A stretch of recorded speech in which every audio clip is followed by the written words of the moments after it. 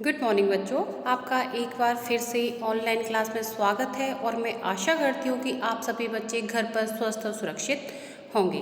बच्चों, आज हम कक्षा 3 की हिंदी व्याकरण पुस्तक पंखुड़ी का पाठ 17 पत्र का अध्ययन करेंगे। पत्र आप जानती हो क्या होते हैं? लेटर्स को तो हर कोई जानता ही। लेटर्स क्या होते हैं? पहले का टाइम जो था उसमें हम पत्र के द्वारा ही अपनी बातों को, अपनी समस्याओं को, अपने सुझावों को पत्र के माध्यम से एक स्थान से दूसरे स्थान पर पहुंचाते थे, यानी कि पत्र ही हमारा सहारा था। ठीक है बच्चों, तो आज हम पाठ 17 पत्र लेखन का अध्ययन करेंगे कि किस प्रकार पत्र लिखा जाता है, उसकी शैली क्या होती है, हमें किन किन बातों का उसमें ध्यान रखना चाहिए आदि चीज़ें। ठीक है, पत्र हमारे संदेशवाहक रहे हैं। किसी को कोई संदेश पहुंचाना हो तो पत्रों का सहारा लिया जाता है। ठीक है, अभी तो टाइम ईमेल और मैसेज आदि का हो गया है, लेकिन प्राचीन काल में यानी कि पहले का जो टाइम था, पहले के जो लोग थे वो पत्रों का सहारा ही लिया करते थे।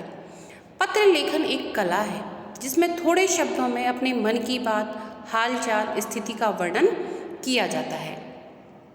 आजकल पत्रों का प्रचलन भले ही कम हो गया है, लेकिन इस विधा का अपना महत्व है।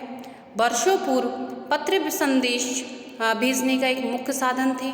आज भी पत्रों को हमारे जीवन में, आज भी क्या है, पत्रों का हमारे जीवन में बड़ा ही उपयोग है। ठीक है, आज पत्रों का चलन बहुत कम, तो क्या कम ही हो गया है। आम जो लोग हैं वो यूज़ नहीं करते हैं, सिर्फ जो ऑफिशियल वर्क के लिए यूज़ आते हैं उनमें ही पत्रों का काम में लिया जाता है। लेकिन जो पत्र लेखन है वह भी क्या है, कला है। क्यों कला? इसलिए है कि पत्र जब हम लिखते हैं तो हमारी जो भाषा शैली है, हमारी जो लिखने की कला है वो कैसी है, हमें कैसे लिखना चाहिए, क्योंकि पत्र को थोड़ा शॉर्ट रूप में लिखा जाता है, इसलिए इसको लिखना एक कला है। ठीक है, आगे देखते हैं।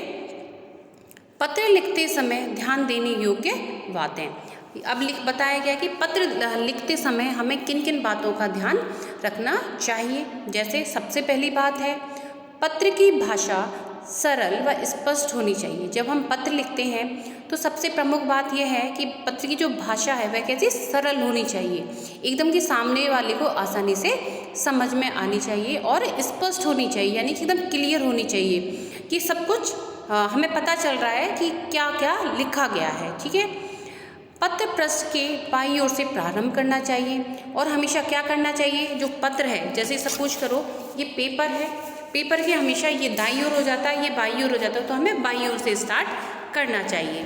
ठीक है, विराम चिन्हों का विशेष ध्यान रखना चाहिए और मेन चीज़ क्या है, जो हम विराम चिन्ह लगाते हैं कि कहाँ पर हमें रुकना है।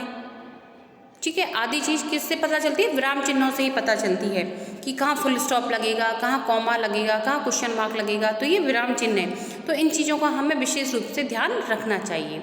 आगे नंबर 4 पर है, पत्र में लिखी गई बातें एकदम स्पष्ट होनी चाहिए। जो भी हम पत्र में लिख रहे हैं, जो हम बातें क्लियर कर रहे हैं, हम जो बातें बता रहे हैं सामने वाले को, वो कैसी होनी चाहिए? एकदम क्लियर होनी चाहिए, एकदम स्पष्ट होनी चाहिए, जिससे कि सामने वाला उसको जब पढ़े तो उसकी समझ में सारी बातें इजीली आ जाएं। पत्र बहुत लंबा नहीं होना चाहिए। पत्र कैसा होना चाहिए? छोटा होना चाहिए। जैसे कहते हैं शॉर्ट एंड स्वीट लिखना, तो वही चीज़ है कि पत्र हमेशा छोटा होना चाहिए, लंबा नहीं होना चाहिए। शॉर्ट एंड स्वीट का ही यूज़ करना चाहिए, क्योंकि पत्र अधिक लंबा हो जाएगा तो जो पढ़ने वाला है वो बोरियत महसूस करेगा। ठीक है बच्चों, तो ये कुछ बातें थी जो हमें पत्र लिखते टाइम ध्यान देनी चाहिए। अब बच्चों आपकी पुस्तक में देखेंगे, आगे है पत्र के प्रकार कि पत्र के कौन कौन से प्रकार हैं। पत्र मुख्यतः 2 प्रकार के होते हैं। पहला होता है औपचारिक पत्र और दूसरा होता है अनौपचारिक पत्र। अब औपचारिक पत्र और अनौपचारिक पत्र क्या है, इसको हम थोड़ा डिटेल्स में देखेंगे। तो सबसे पहले हम पढ़ेंगे औपचारिक पत्र। औपचारिक पत्र क्या होते हैं? वे पत्र जो हमें सरकारी अधिकारियों, प्रधानाचार्य, समाचार पत्र के संपादक इत्यादि को लिखते हैं, यानी कि जो ऑफिशियल लिखे जाते हैं, ऑफिस के पर्पज़ से, कार्यालय के पर्पज़ से लिखे जाते हैं, कार्यालयों में जाते हैं, वो औपचारिक पत्र कहलाते हैं। जैसे जो भी सरकारी हमारे कार्यालय हैं, हमारे स्कूल के प्रधानाध्यापक हैं, समाचार पत्र की संपादक हैं, हमें कोई शिकायत करनी है और अखबार में निकलवानी है, तो ये क्या हो गए? औपचारिक पत्र हो गए। और अनौपचारिक पत्र कौन से होते हैं? वे पत्र जो हमें अपने मित्रों, रिश्तेदारों, माता पिता आदि को लिखे जाते हैं। तो आपको अंतर समझ में आ गया होगा कि औपचारिक पत्र कौन से होते हैं और अनौपचारिक पत्र कौन से होते हैं। एक बार और रिपीट कर रही हूँ कि औपचारिक पत्र वे होते हैं जो सरकारी कार्यालयों में प्रधानाचार्य को और या फिर समाचार पत्र के संपादक को लिखे जाते हैं, यानी कि जो ऑफिशियल जो चीज़ें हैं उनमें काम आते हैं। ठीक है, अब है अनौपचारिक पत्र वे होते हैं जो हम अपने मित्रों, रिश्तेदारों, भाई बहन, माता पिता आदि को लिखते हैं, वो अनौपचारिक पत्र कहलाते हैं। ठीक है बच्चों, अब है सबसे पहले जो पत्र है वह है अनौपचारिक पत्र का एक नमूना दिया गया है, उसको हम देख लेते हैं कि किस प्रकार हम लिखते हैं। तो सबसे पहले ऊपर टॉपिक डाला जाता है कि प्रधानाचार्य जी को हम फीस माफ़ी हेतु एक प्रार्थना पत्र हमें लिखना है। कैसे लिखेंगे आप देखो, जो हमारा पेपर होता है उसके बाएं साइड में सबसे पहले हमें लिखेंगे सेवा में, फिर जिसको लिखा जा रहा है प्रधानाचार्य जी, फिर कहाँ की जिस विद्यालय के नाम है, जिस विद्यालय के लिए वो प्रधानाचार्य हैं, तो जैसे केंद्रीय विद्यालय नई दिल्ली, तो यहाँ पर आप अपने स्कूल का नाम लिखेंगे और आपके स्कूल कहाँ है उसका उस जगह का नाम लिखेंगे। फिर लिखेंगे महोदय, सविनीय निवेदन है कि मैं कक्षा 3वीं की छात्रा हूँ। मैं नर्सरी से इस विद्यालय में शिक्षा ग्रहण कर रही हूँ और सभी कक्षाओं में अव्वल भी आती हूँ। यानी कि अपनी चीज़ें बता रही हैं कि मैं कौन सी कक्षा में हूँ और कब से अब मैं आपके यहाँ पर इस स्कूल की छात्रा हूँ। हम 3 भाई बहन हैं तथा मेरे पिताजी सब्जी विक्रेता हैं। वे बहुत मुश्किल से हमें पढ़ा रहे हैं, अतः आपसे निवेदन है कि आप मेरी फ़ीस माफ़ करने की कृपा करें। यानी कि अपनी कंडीशंस लिखनी है कि वो फ़ीस जमा क्यों नहीं करा सकते, क्योंकि इसमें जो बच्ची है वो लिख रही है कि उसके पिताजी क्या है, सब्जी विक्रेता हैं। ठीक है, और वो कितने भाई बहन हैं? वो 3 भाई बहन हैं। तो एक सब्जी विक्रेता के लिए 3 भाई बहनों को केंद्रीय विद्यालय में पढ़ाना थोड़ा टिपिकल होता है, हर किसी के लिए भी होता है। तो वो फीस तो कह रही है, कंडीशन बता रही है कि मेरे पिताजी है सब्जी विक्रेता है, वो हम तीनों को थोड़ा पढ़ाने में असक्षम है, तो मैं आपसे सहायता मांग रही हूँ, निवेदन कर रही हूँ कि आप मेरी फ़ीस माफ़ करने की कृपा करें। उसके बाद लिखा जाएगा धन्यवाद, और धन्यवाद के नीचे दिनांक आता है, और फिर राइट साइड में लिखा जाता है आपकी आज्ञाकारी शिष्या, आपका नाम और आपकी कक्षा। ठीक है बच्चों, तो आपका क्या हो गया, ये औपचारिक पत्र हो गया, एक नमूना था, इस तरीके से आपको आपका पत्र लिखना है। फिर आता है अनौपचारिक पत्र। नई किताबें हेतु पिताजी से पैसे मंगवाने के लिए पत्र लिखना है। तो कैसे लिखेंगे? सबसे पहले एड्रेस आता है, कौन सा एड्रेस?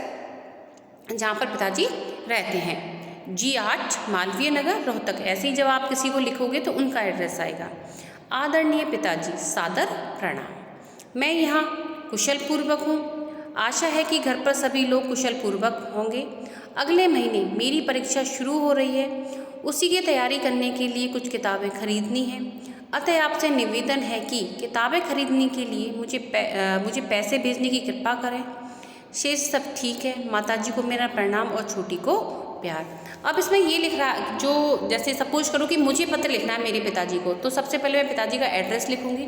फिर हम जो हमारा आदरणीय व्यक्ति होते हैं, जो भी जैसे मित्र है तो उसको हम प्रिय लिखेंगे, और हमसे जो बड़े हैं उनके लिए आदरणीय शब्द का यूज़ होता है, तो आदरणीय पिताजी, फिर सादर प्रणाम। ठीक है, उनका हम वंदन करेंगे। फिर अपनी कंडीशंस लिखेंगे कि मैं यहाँ सकुशल हूँ और मैं आशा करता हूँ कि आप सभी लोग घर पर कुशल मंगल होंगे। फिर वो अपनी बातें बता रहा है कि अगले महीने जो मेरी परीक्षा स्टार्ट हो रही है उसके लिए क्या करना है, मुझे किताब खरीदनी है, तो किताब खरीदनी उसके लिए पैसे चाहिए। तो वो कह रहा है कि आपसे निवेदन है कि किताबें खरीदने के लिए मुझे पैसे की ज़रूरत है, तो आप भेजने की कृपा करें। फिर उसके बाद लिखेगा कि माताजी को प्रणाम है और जो मेरी घर छोटी बहन है उसको प्यार। उसके बाद फिर लेफ्ट साइड में दिनांक आ जाती है और राइट साइड में आपका आज्ञाकारी पुत्र, फिर आपका नाम। तो ये आपका हो गया अनौपचारिक पत्र। ठीक है बच्चों, तो मैं आशा करती हूँ कि आपको पता चल गया होगा कि पत्र किस तरीके से लिखा जाता है और औपचारिक पत्र किसके काम आता है, अनौपचारिक पत्र किसके काम आता है। ठीक है, तो एक बार हम दोहरा लेते हैं कि हमने इस पाठ के अंतर्गत क्या पढ़ा। पहला पॉइंट है, पत्र द्वारा हम अपनी बात लिखकर दूसरों तक पहुँचाते हैं। पत्र लिखते समय कुछ बातों का विशेष ध्यान रखना चाहिए, जैसे भाषा आसान होनी चाहिए, लिखावट साफ और सुंदर होनी चाहिए, पत्र में लिखी गई बात स्पष्ट होनी चाहिए। ठीक है बच्चों, तो आपका ये पाठ ही समाप्त हो जाता है। धन्यवाद। और जो आपका वर्क है, जो PDF के जरिए आपके व्हाट्सएप ग्रुप में आता है, तो आपको अपनी कॉपी में सुंदर और स्वच्छ टिक में करना है। साथ ही साथ उस वर्ग को याद भी करना है। धन्यवाद।